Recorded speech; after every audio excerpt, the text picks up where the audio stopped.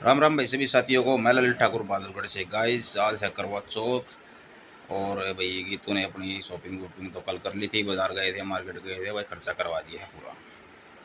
ठीक है, हम तो ऐसे ही हैं, हमारा तो इतना कुछ लेना नहीं। बाकी भाई इनका पूरा खर्चा रहे, सब नहीं पता है। ठीक है, लेडीज है ना, इन सज धज का पूरा वो दिखाना है। अभी नहा धो के भाई अपनी पूजा वूजा करेगी, उसके बाद भाई कुछ देखेगी। लेकिन प्यास बहुत लग रही, चक्कर आ रही है इसने एक व्रत आवे उसमें चक्कर आ गई इसने। इसे देख लो भाई, ये इतना शैतान, इनकी शैतानी खत्म नहीं होती। ये देख लो, ये पूरे दिन बल्ला खाता रहता है। क्यों तोड़ रहा है इसको? ये नन्नू ने लाइट तोड़ दी हो। ओए क्यों तोड़ी तूने ये?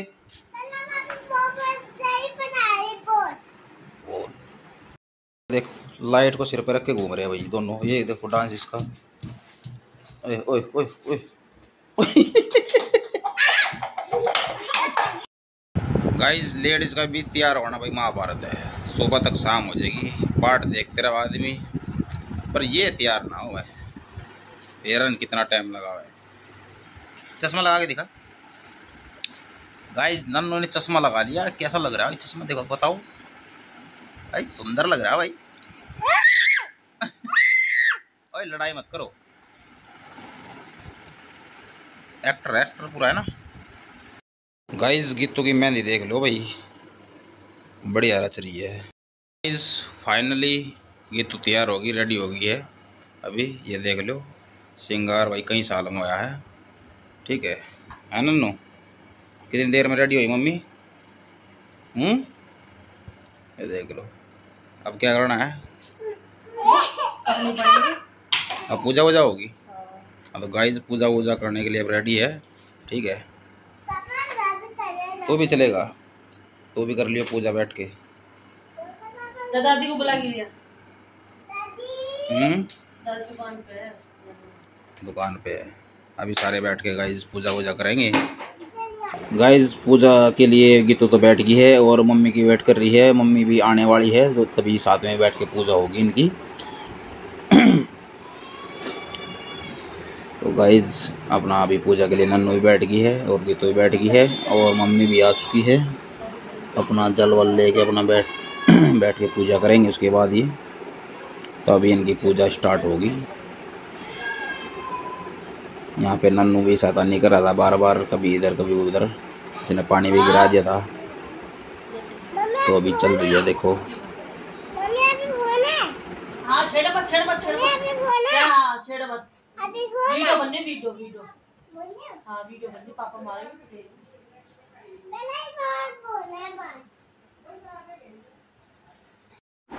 गाइस जब तक पूजा होती है तब तक मैं आपको करवा चौथ की कहानी सुनाता हूँ। बहुत समय पहले की बात है। एक साहूकार के 7 बेटे और उनकी एक बहन करवा थी। सभी 7 भाई अपनी बहन से बहुत प्यार करते थे, यहाँ तक कि वे पहले उसे खाना खिलाते और बाद में स्वयं खाते थे। एक बार उनकी बहन ससुराल में मायके आई हुई थी।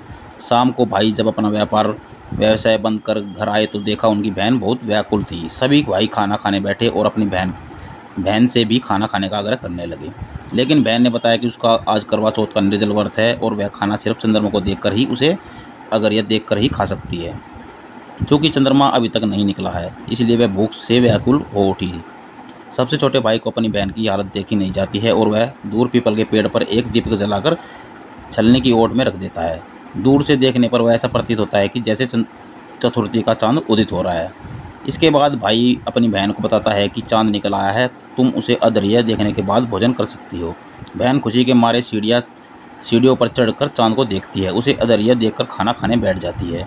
वह पहला टुकड़ा मुंह में डालती है, उसे छींक आ जाती है। दूसरा टुकड़ा डालती है तो उसमें बाल निकल आता है और जैसे ही तीसरा टुकड़ा मुंह में डालने की कोशिश करती है तो उसके पति की मृत्यु का समाचार उसे मिलता है। वह बौखला जाती है। उसकी भाभी उसे सच्चाई से अवगत कराती है कि उसके साथ ऐसा क्यों हुआ। करवा चौथ का व्रत गलत तरीके से टूटने के कारण देवता उससे नाराज हो गए और उन्होंने ऐसा किया है। सच्चाई जानने के बाद करवा निश्चय करती है कि वह अपने पति का अंतिम संस्कार नहीं होने देगी और अपने सतीत्व से उन्हें पुनर्जीवन दिलाकर रहेगी। वह पूरे 1 साल तक अपने पति के शव के पास बैठी रहती है। उसकी देखभाल करती है। उसके ऊपर उगने वाली सुईनुमा घास को वह एकत्रित करती जाती है। 1 साल बाद फिर करवा चौथ का दिन आता है। उसकी सभी भाभियाँ करवा चौथ का व्रत रखती है। जब भाभियाँ उससे आशीर्वाद लेने आती है तो वह प्रत्येक भाभी से यम सुई ले लो, पिए सुई दे दो, मुझे भी अपनी जैसी सुहागन बना दो, ऐसा आग्रह करती है। लेकिन हर बार भाभी उसे अगली भाभी से आग्रह करने को कहकर चली जाती है। इस प्रकार जब छठे नंबर की भाभी आती है तो करवा उससे भी यही बात दोहराती है। यह भाभी उसे बताती है कि चूंकि सबसे छोटे भाई की वजह से उसका व्रत टूटा था, अतः उसकी पत्नी ही शक्ति है कि वह तुम्हारे पति को दोबारा जीवित कर सकती है। इसलिए जब वह आए तो तुम उसे पकड़ लेना, और जब तक वह तुम्हारे पति को जिंदा न करे उसे छोड़ना नहीं। ऐसा कहकर वह चली जाती है। सबसे अंत में छोटी भाभी आती है। करवा उनसे भी सुहागिन बनने का आग्रह करती है, लेकिन वह टाल मटोल करने लगती है। इसे देख करवा उन्हें जोर से पकड़ लेती है और अपने सुहाग को जिंदा के लिए कहती है। भाभी उससे छुड़ाने के लिए नोचती है, खसोटती है, लेकिन करवा नहीं छोड़ती। अंत में उसकी तपस्या को देख भाभी पसीज जाती है अब, और अपनी छोटी उंगली को चीरकर उसमें से अमृत